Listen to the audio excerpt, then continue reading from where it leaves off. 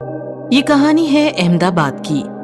अहमदाबाद में एक बहुत ही बड़ा और मशहूर अस्पताल था। रोजाना काफी सारे पेशेंट्स वहां अपना इलाज करवाने आते थे। बहुत से पेशेंट्स को भर्ती करवाया जाता और रात दिन उनका इलाज चलता था।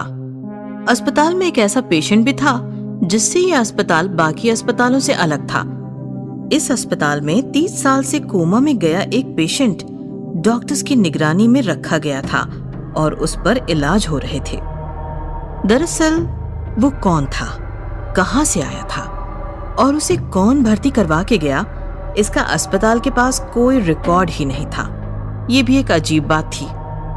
दरअसल ये पेशेंट मेडिकल फील्ड से संबंधित एक्सपेरिमेंट करने हेतु अस्पताल ने संभाले रखा था और अस्पताल उसके इलाज का पूरा खर्चा उठा रहा था। लेकिन 30 सालों में इस पेशेंट ने अपनी पलकें भी नहीं झपकी थी। कुछ दिनों बाद अस्पताल में दिन भर मरम्मत का काम चलने लगा, जिससे ज्यादा पेशेंट्स अस्पताल ने भर्ती नहीं करवाए और रात के वक्त अस्पताल सुनसान पड़ने लगा। ऐसी ही एक काली रात थी। अस्पताल सुनसान पड़ा था और 1-2 नर्स ही ड्यूटी पर थी। जूली नाम की एक नर्स रात के 2 बजे राउंड पर निकली और अचानक चलते चलते एक अंधेरे वार्ड में आ पहुंची। उसकी नजर एक बेड पर पड़ी और जूली यकायक जोर से चीख पड़ी। जूली जोर जोर से चीखती हुई इधर उधर भागने लगी। उसकी चीखें सुनकर बाकी नर्सेज, डॉक्टर्स और सिक्योरिटी गार्ड ने उसे घेर लिया। क्या बात है जूली, तुम चीख क्यों रही हो? डॉक्टर, वो साफ साफ बताओ जूली, क्या बात है? डॉक्टर, वो पेशेंट 30 साल से कोमा में पड़ा था। हाँ, बेड नंबर 13, उसका क्या? डॉक्टर, वो अपने बेड पर नहीं है वो अपने बेड पर। व्हाट? क्या बक रही हो जूली, तुम्हारी तबीयत तो ठीक है? मैं सच कह रही हूँ डॉक्टर। मैं राउंड पर गई तो वो अपने बेड पर नहीं था। चलो हम चलकर देखते हैं। नहीं, आप जाओ, मुझे डर लग रहा है। ओहो, तुम यहीं ठहरो, हम जाकर आते हैं। ऐसा कहकर डॉक्टर और नर्सेज उस वार्ड में बेड नंबर 13 के पास गए तो वो पेशेंट 30 साल पुरानी अपनी उसी हालत में बेड पर लेटा था। ये जूली भी ना, लगता है नाइट ड्यूटी का बुरा असर हुआ है उसके दिमाग पर। चलो चलते हैं और उसे घर भेज देते हैं। सब लोग निकल गए। जैसे ही सब गए, कोमा में बेड पर लेटे पेशेंट ने अपनी आंखें खोली। उसकी आंखें काफी भयानक और गहरी थीं। इधर सब लोग जूली के पास आए और उसे समझाने लगे। क्या जूली, तुम भी बेवजह सबको डरा दिया। बेड नंबर 13 का पेशेंट तो अपने बेड पर ही है, चाहो तो तुम देख आओ। नहीं डॉक्टर, मैं वहां नहीं जाऊंगी। मैं घर जाना चाहती हूँ। हाँ, हम भी वही कहना चाहते हैं, तुम घर जाकर आराम करो। तभी अचानक से अस्पताल की पूरी इमारत थर्राने लगी, मानो कोई हंस रहा था। लेकिन वो हंसी कोई मशीन के चलने जैसी थी। ये कैसी अजीब आवाज है? समझ नहीं आ रहा है कि किसी की हंसी है या फिर मशीन की आवाज। लेकिन मजदूर तो शाम को ही मरम्मत का काम खत्म करके निकल जाते हैं। कहीं आज नाइट ड्यूटी तो नहीं कर रहे हैं? नहीं सर, सारे मजदूर तो शाम को ही अस्पताल से बाहर निकल गए। मैं कह रही थी ना, जरूर कुछ तो गड़बड़ है। हम सब निकलते हैं यहाँ से। निकलो यहाँ से। जूली, डोंट वरी, शायद कोई मजदूर रुक गया होगा अपना अधूरा काम को पूरा करने। चलो हम चलकर देखते हैं। ऐसा कहकर डॉक्टर के साथ साथ बाकी लोग भी धीरे धीरे वार्ड की तरफ बढ़ने लगे। जैसे ही उन्होंने वार्ड में कदम रखा, सामने का नजारा देखकर सबकी हालत बिगड़ गई। कोमा पेशेंट काफी भयानक रूप में बेड को अपने दोनों हाथों से कसकर पकड़कर जोर जोर से हिलाता हुआ उछल रहा था और जोर जोर से हंस रहा था। उसकी हंसी लगभग ड्रिलिंग मशीन जैसी थी। ये नजारा देखकर सब लोग डर गए, लेकिन डॉक्टर अभी भी कंफ्यूज था। हमने गलती की इसको यहाँ रखकर। ये कोमा में जाकर कब का मर गया है और भूत बन गया है। ये हमें नहीं छोड़ेगा। भागो यहाँ से, भागो। हाँ सर, जूली ठीक कह रही है। Shut up. अरे इतिहास में पहली बार हमें ऐसा नजारा देखने को मिल रहा है। 30 साल में कोमा में पड़े पेशेंट का यूं अचानक जागना, वो भी इतनी एनर्जी के साथ। इम्पॉसिबल। मेडिकल साइंस के हिस्ट्री में आज तक ऐसा किसी ने नहीं देखा। ऐसा कहकर डॉक्टर उसके करीब जाने लगा। सर रुकिए, sir. Calm down dear, calm down. क्या तुम बात कर सकते हो? क्या तुम हमें देख सकते हो? बेड नंबर 13, मैं तुम्हारा डॉक्टर, बात करो मुझसे। ऐसा कहकर डॉक्टर उसके करीब जाने लगा। तभी अचानक उस पेशेंट ने अपनी आंखें डॉक्टर की तरफ घुमाई और डॉक्टर पर जोरदार छलांग मारकर उसे किसी खूंखार जंगली जानवर की तरह फाड़ कर फेंक दिया। भागो, भागो यहाँ से, भागो, भाग जाओ, भागो। डॉक्टर की उस हालत के बाद मानो पूरे अस्पताल में भागम भाग मच गई। सभी लोग अपनी जान मुट्ठी में लेकर इधर उधर भाग रहे थे, बाहर निकलने की कोशिश कर रहे थे, मगर अफसोस अस्पताल के सारे दरवाजे खिड़की बाहर से बंद थे और कोई भी मोबाइल या टेलीफोन काम नहीं कर रहा था। वो खूंखार भूतिया पेशेंट अस्पताल में खुले शेर की तरह घूम रहा था और बाकी सब इधर उधर छिपकर अपनी जान बचाने की कोशिश कर रहे थे। लेकिन सुबह होते होते उस भूत ने अस्पताल में छिपे हुए एक एक को खोज निकाला और बेरहमी से मार दिया। फिर करीब करीब सुबह के 6:30 बजे वो वापस अपने वार्ड में जाकर अपने बेड पर लेट गया और आंख बंद करके फिर से कोमा में चला गया। 8 बजे पुलिस आई और छानबीन शुरू हुई तो पुलिस को कातिल का एक भी सुराग नहीं मिला और पुलिस भी हैरान रह गई। सबको मार दिया उसने, बस उस कोमा पेशेंट को छोड़कर। सर, कातिल के खिलाफ कुछ भी नहीं मिला। बाहर मीडिया खड़ी चिल्ला रही है, क्या कहें उन्हें? किसने की ये सब हत्याएं? देखो, कह दो कोई अज्ञात हत्यारा हत्याएं करके चला गया है, जल्द ही पकड़ा जाएगा। इस प्रकार उस दिन के बाद पुलिस अज्ञात हत्यारे की तलाश में भटकती रही।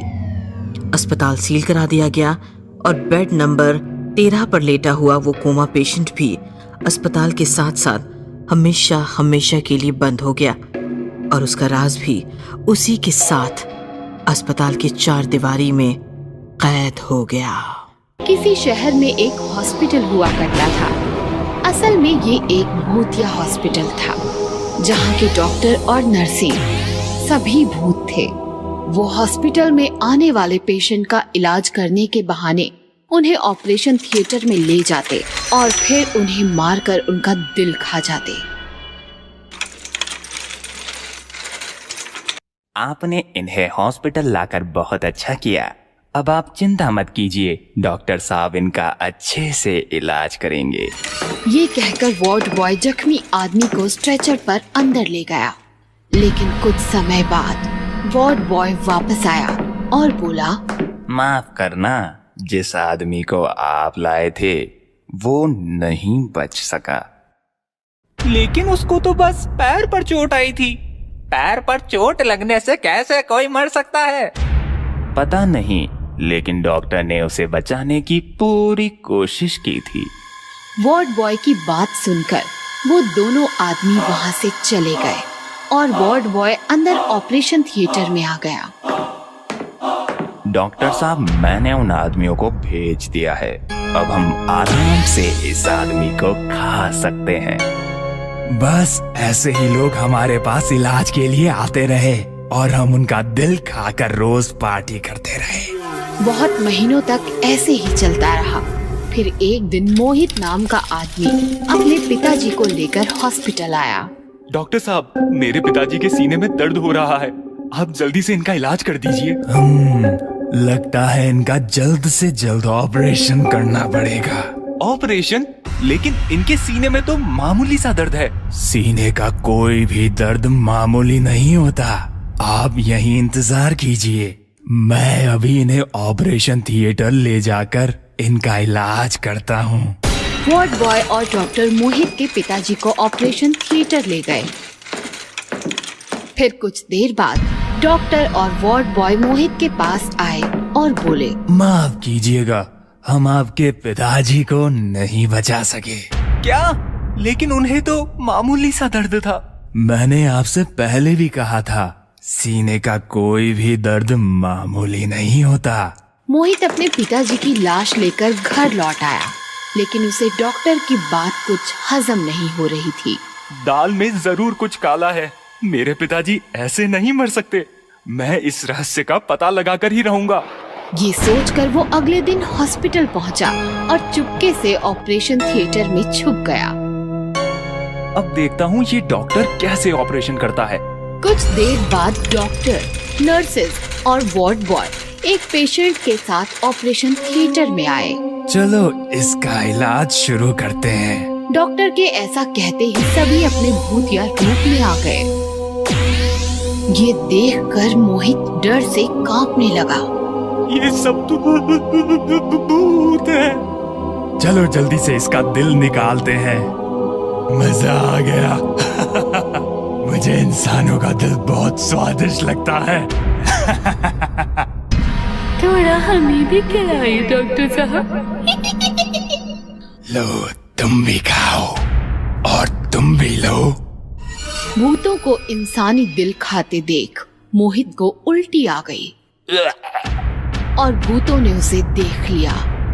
तुम यहाँ क्या कर रहे हो? मुझसे गलती हो गई, मैं यहाँ गलती से आ गया, मुझे जाने दो। ठीक है चले जाओ, बस अपना दिल हमें दे जाओ। अगर तुम मुझे जाने दोगे तो मैं एक दिल के बदले कल तुम्हें 2 दिल ला कर दूंगा। क्या 2 दिल? हाँ, मैं कल 2 इंसानों को तुम्हारे लिए लेकर आऊंगा। एक के बदले 2? ठीक है, लेकिन याद रखना अगर तुम कल नहीं आए तो नहीं, मैं कल जरूर आऊंगा। ऐसा कहकर मोहित अपनी जान बचाकर भूतिया हॉस्पिटल से निकल आया। आज तो बच गया, लेकिन कल इन भूतों के लिए मैं 2 आदमी कहाँ से लाऊंगा? वो ये सोचता हुआ अपने घर की तरफ जा रहा था, तभी उसने सामने दीवार पर लिखा देखा। बंगाली तांत्रिक किसी भी तरह के भूत प्रेत के इलाज के लिए संपर्क करें। एक बार इस तांत्रिक से मिलकर देखता हूँ। मोहित तांत्रिक के पास गया और उसने तांत्रिक को सारी बात बताई। चिंता मत कर बेटा, तेरी चिंता आज से मेरी हुई। अब देख मैं उन भूतों का क्या करता हूँ। अगले दिन मोहित भूतिया हॉस्पिटल पहुँचा। तुमने तो कहा था तुम 2 इंसान लेकर आओगे, बताओ कहाँ है 2 इंसान? जल्दी बताओ, हमें बहुत जोर से भूख लग रही है। जल्दी बताओ, भूख लगी है। 2 इंसान नहीं, मैं तुम्हारे लिए एक बहुत ताकतवर तांत्रिक लाया हूँ। तो तुम हो वो 4 भूत। तांत्रिक, तुमने मेरे साथ चीटिंग की है। चीटिंग तो तुम लोगों के साथ करते हो, इलाज का बहाना बनाकर उनका दिल खाते हो। अब तुम्हें तुम्हारे कर्मों की सजा मिलेगी। तभी तांत्रिक ने एक बहुत ताकतवर मंत्र पढ़ा। अंत्र मंत्र तंत्र, 4 भूत बोतल में बंद। तांत्रिक के ऐसा कहते ही 4 भूत तांत्रिक की बोतल में आ गए। इस तरह एक तांत्रिक की मदद से मोहित ने अपने पिताजी की मौत का बदला लिया और उन 4 भूतों को पकड़ाकर भूतिया हॉस्पिटल को भी हमेशा के लिए बंद कर दिया।